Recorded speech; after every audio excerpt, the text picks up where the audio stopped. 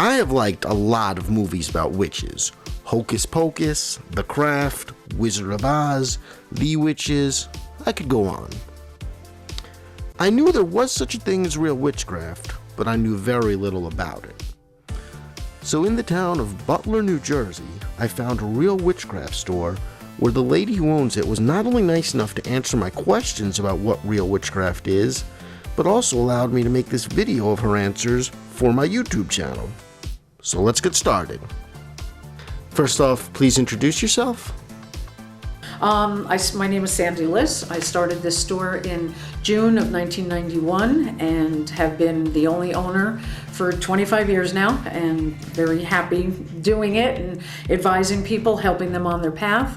My website is souljourney.com. Also on Facebook and Twitter at souljourneynj. We cover pretty much everything. I have readings, classes, all kinds of sessions, Reiki, all kinds of things like that. In simplest terms, what is the biggest difference between the average movie portrayal of witchcraft and the reality?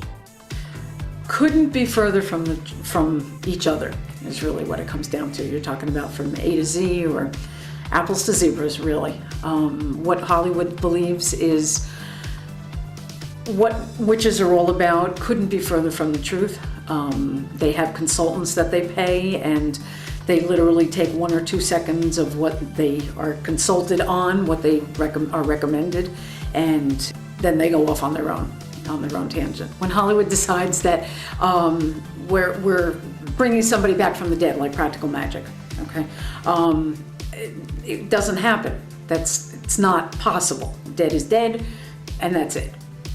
The means to get there might be different, but once somebody is gone, you can't bring them back. I can't shapeshift into something else. I can make you believe that I'm actually not standing here, not sitting here, because it's all about my intent. So my intent would be that I am actually invisible and you can't see me, but that doesn't mean that I'm really not here. I am, but I put up, my intention is that you can't see me, and I'm putting up a wall between us, so you actually cannot see. You consider yourself to be a witch. Why?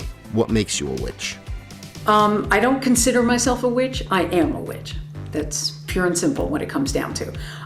Consider means that, to me, means that I'm playing at this and I'm not playing.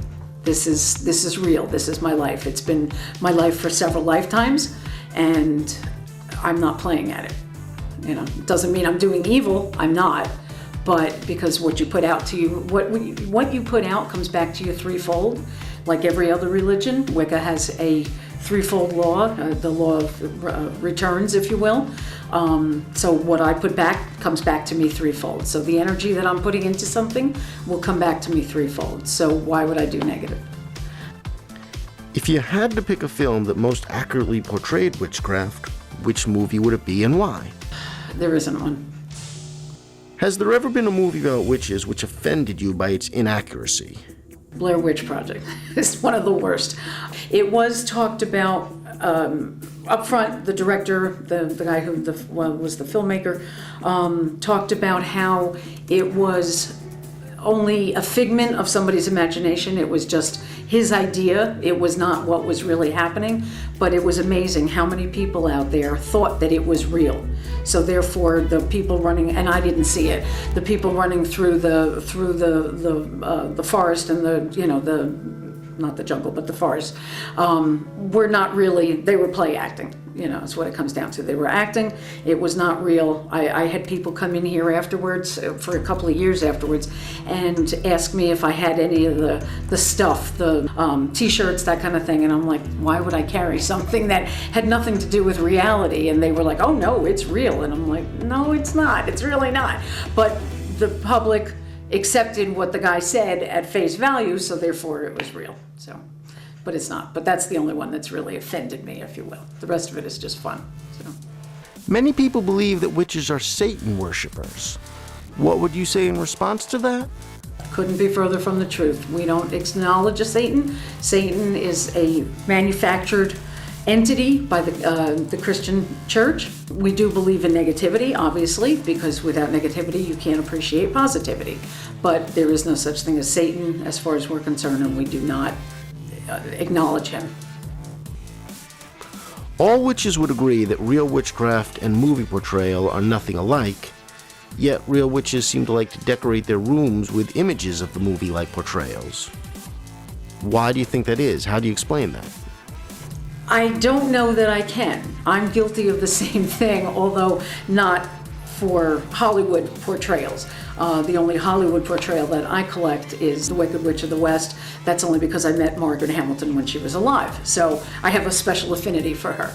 I do like the really ugly witches, and the greener the better as far as I'm concerned, because I don't know anybody who looks like that. So I'm a little different than most people. Most witches don't like the portrayals. They only like pleasant faces if they do at all, because that's what we look like. I mean, I'm not green, I'm not that ugly, I don't think so. So it's, but it's just what you prefer, you know. And I cannot answer why we collect this stuff. A lot of us do. So, and I'm very guilty of that, so. Based on most witches you know personally, are their social lives restricted to only being friends with other witches, or do they make friends with people of other religions? Just like anybody else, we have friends everywhere. Christians, I have Jewish friends, I have Christian and Jewish friends, I have several friends who are Buddhists and Zen practitioners, so no, we don't only hang out with our own kind.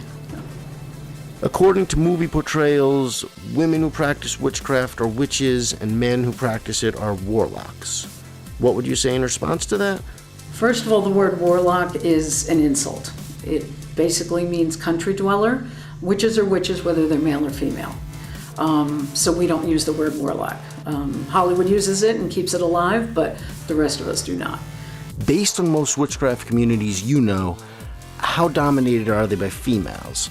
If a male watching this is curious to learn more about witchcraft and possibly join a witchcraft community, what might you tell him to expect? The craft is definitely dominated by female. Not only females, but gay men. That's usually because we honor the goddess first, and the god is her consort. So it is a very female-oriented religion.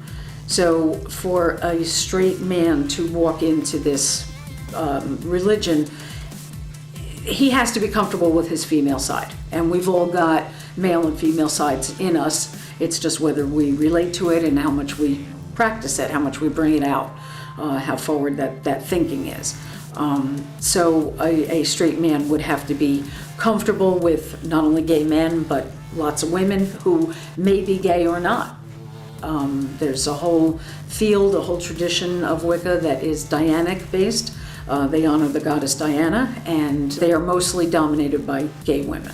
So you see it all here. We accept everybody, and as long as you're respectful, that's all that we ask. If a viewer wants to learn more about witchcraft, how do you recommend he or she do so?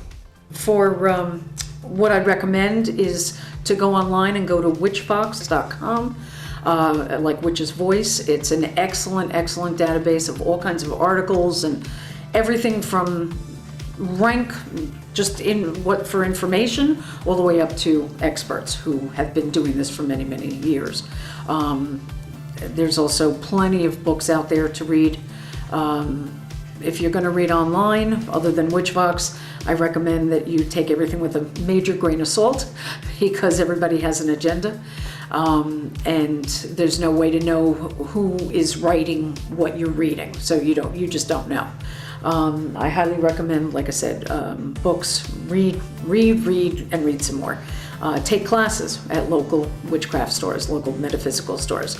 Most stores have classes on beginning Wicca, all different kinds of other subject matter that works with this psychic awareness, using pendulum, tarot cards, runes, all that kind of stuff. This is all things that we do, part of our tools, our tool chest, and you can't learn enough. And remember, no matter what you're into, no matter what you read about, the knowledge is never wasted. You will carry it with you in the future and into other lifetimes. So you can never learn too much, is really what it comes down to. I always want to crack open my head, throw the information in, put my head back on, and be able to access the information right away, but it doesn't work that way, unfortunately. That's pretty much about it. Just read and read some more. And I can't recommend witchfox.com enough, especially for a beginner. It's because there's so much out there, so much on that site. It's an excellent site. And you'll find a lot of classes and all kinds of other things and stores that are in your area too. So. Okay, Sandi, I thank you so much for doing this interview with me.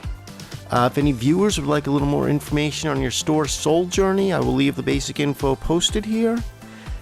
And if any viewers like this video and would like to subscribe to my channel, please feel free to hit subscribe. I'd love to have you. Thank you.